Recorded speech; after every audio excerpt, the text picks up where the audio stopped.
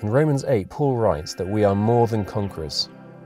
What's important to notice is that that's verse 37, which comes after verse 35, where he asks, "Who shall separate us from the love of God? Shall trouble, hardship, persecution, famine, nakedness, danger, or sword?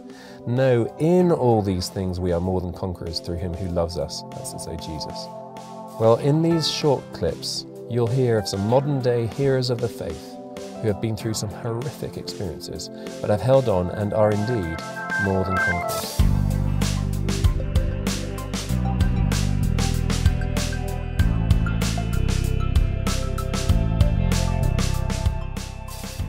Je m'appelle Nahimana Dieudonné, je suis le fondateur du mouvement des jeunes New Generation et je suis burundais. Donc, pour ceux qui connaissent le Burundi, a traversé une très tragique histoire depuis plus de 50 ans, particulièrement en 93, c'est là que ça m'a touché directement, alors que je commençais l'école secondaire.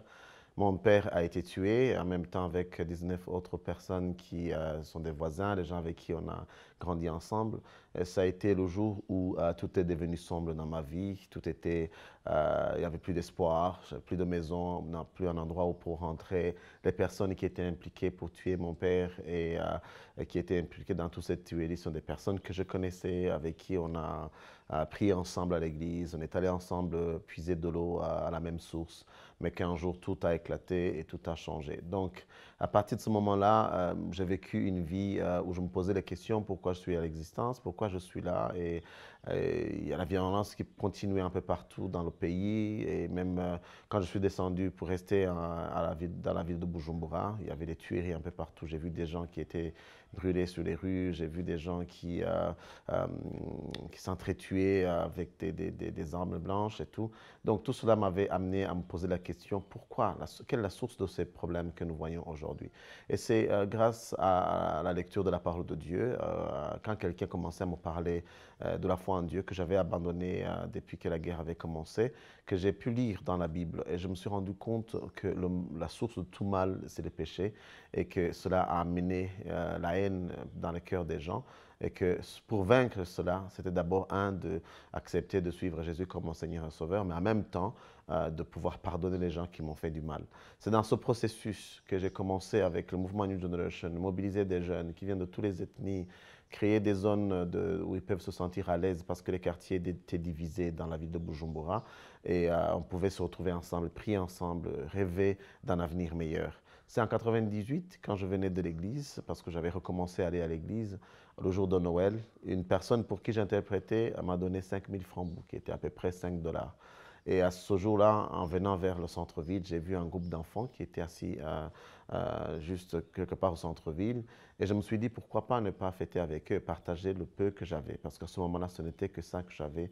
J'habitais chez un ami au campus qui m'avait donné un endroit pour dormir, mais je n'avais plus la possibilité de continuer mes études. Je ne savais pas comment manger chaque jour. Mais j'ai préféré partager le peu que j'avais avec les enfants qui étaient là. Et cela a changé énormément ma vie parce que cela m'a convaincu, m'a amené à comprendre que je ne suis plus orphelin, mais que je peux aider les orphelins. Et on a continué chaque jour à nous rencontrer et ça a pu croître jusqu'à ce que dans quelques semaines seulement, on avait plus d'une trentaine d'enfants qui devaient, chaque fois on devait nous rencontrer, aller prendre des pains qui sont restés dans les boulangeries et les amener, partager, amener quelques habits que je pouvais collecter à gauche, à droite. Et cela m'a donné le sens d'exister, m'a donné encore l'espoir de vivre. C'est de là qu'est né le programme des enfants de la rue, que beaucoup de personnes connaissent déjà, qui a déjà fait un impact. Et le rêve qu'on avait en 2000, c'était que ces enfants qui sont dans la rue, qui étaient abandonnés, qui ne savaient plus d'où ils viennent, quelles ethnies ils appartiennent, deviennent les leaders de ce pays et puissent jouer un rôle important dans l'avenir du pays. Le rêve commence à devenir une réalité parce que certains d'entre eux ont terminé les études, les autres sont en train de continuer les études, que ce soit à l'université, d'autres travaillent déjà dans l'organisation New Generation et ils ont déjà joué un rôle, par exemple dans les campagnes que nous faisons pour la paix et la réconciliation, où on essaie d'amener des jeunes dans les quartiers pour jouer du football, pour parler par rapport à l'avenir qu'ils veulent voir au Burundi. Quand je regarde des milliers de jeunes qui sont touchés chaque année par des activités menées par ces enfants qui ont grandi dans la rue et qui sont venus dans notre programme, cela me montre que c'est possible, effectivement, que nous pouvons préparer un avenir meilleur dans notre société. L'autre chose qui m'a beaucoup marqué, quand nous faisons le processus d'amener les gens à se réconcilier, j'ai senti dans mon cœur que je devais pas seulement pardonner par les mots que j'avais dit, mais qu'il fallait voir les personnes qui ont été impliquées pour tuer mon père. Je suis allé avec un groupe de jeunes, on était une vingtaine, et on est arrivé là où j'ai grandi. C'était vraiment très dur de voir la personne qui était impliquée pour prendre mon père à la maison, qui a pris tous les biens de chez nous, de la maison, dans sa maison, qui a été emprisonné pendant quelques temps et puis qui a été relâché, et d'autres personnes que je connaissais qui étaient au courant de ce qui s'est passé. Mais c'est en ayant le courage de les pardonner que j'ai compris que ma vie avait changé. Parce qu'au départ, je ne pouvais pas m'imaginer que je pourrais y arriver. Je suis retourné après avec un autre groupe de jeunes étudiants et on amenait des habits pour donner à d'autres enfants les plus vulnérables. Et j'ai senti dans mon cœur que je devais faire quelque chose pour les enfants de la personne qui a été impliquée pour tuer mon père. Malheureusement, il y a quelques mois, il est décédé, il est mort.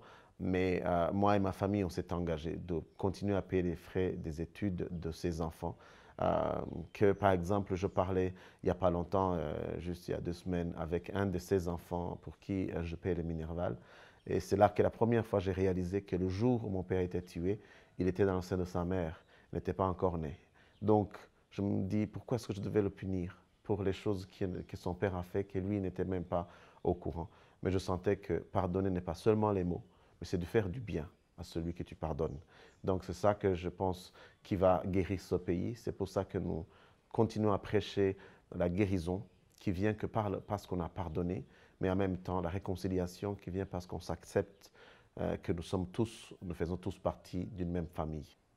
To have your father buried alive in a pit and then be able to go back there with the person responsible for killing him and preach hand in hand is just quite an extraordinary story, isn't it? And then to go beyond that and to sponsor the kids of the man who is responsible for you being fatherless yourself blows my mind. And it's a costly ministry which he's modelling with his beautiful team in amazing ways. They've taken lots of hits along the way, but they're having a massive impact nationwide, and it's absolutely stunning.